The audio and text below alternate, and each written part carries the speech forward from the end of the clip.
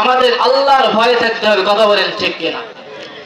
আল্লাহ রাব্বুল আলামিন বলেন, ইয়া আইয়ুহাল্লাযীনা আমানুত্তাকুল্লাহা হাক্কা তুকাতিহি ওয়া লা তামুতুন্না ইল্লা ওয়া আনতুম মুসলিমুন। যেরকম সুবহানাল্লাহ।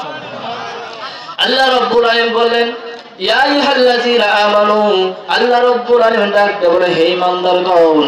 আল্লাহ রাব্বুল ঈমানদারদেরকে ডাকতে বললেন। আল্লাহ রাব্বুল আলামিন বলেন, হে ঈমানদারগণ, আমি আল্লাহকে ভয় করো, আমি আল্লাহকে ভয় করো। এরপরে বললেন, শুধু ভয় করলে হবে না, আমি আল্লাহকে ভয় করার মতো ভয় করতে হবে। ও মুসলমান, আল্লাহকে কেমন করে ভয় করবেন? আল্লাহ কেমন করে ভয় করতে হবে? এরপর আল্লাহ রাব্বুল আলামিন বললেন, তোমরা মৃত্যুবরণ করো না।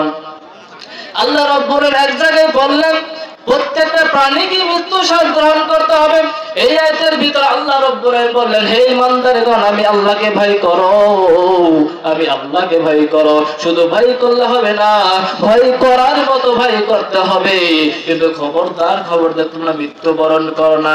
এরপর আল্লাহ রাব্বুল আলামিন বললেন, আমানুত্তাকুল্লাহা হাক্কা তুকাতিহি ওয়া লা তামুতুন্না ইল্লা ওয়া আনতুম মুসলিমুন।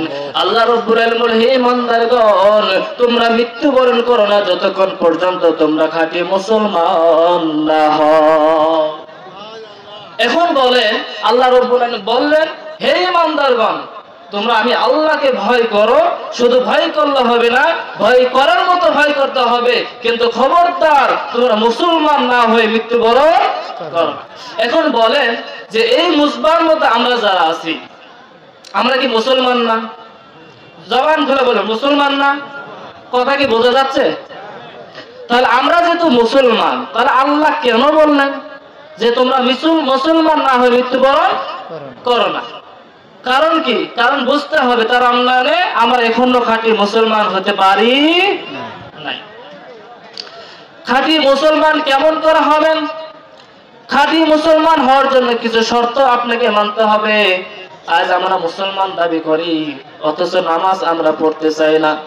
আজ আমরা ওয়াক্তের নামাজে, ফজর নামাজ যখন মুয়াজ্জিন সাহেব আযান দেয়, হাইয়া আলাস সালাহ, হাইয়া আলাস সালাহ, মুসলিম কেরাম ওইদিকে সেদিকে ঘোরাফেরা না করে, সময় এসে ওইদিকে সেদিকে ঘোরাফেরা না করে, আমাদের প্রধান বক্তা কিন্তু আমাদের মাঝে এসে গেছে। আর ওইদিকে সেদিকে ঘোরাফেরা না করে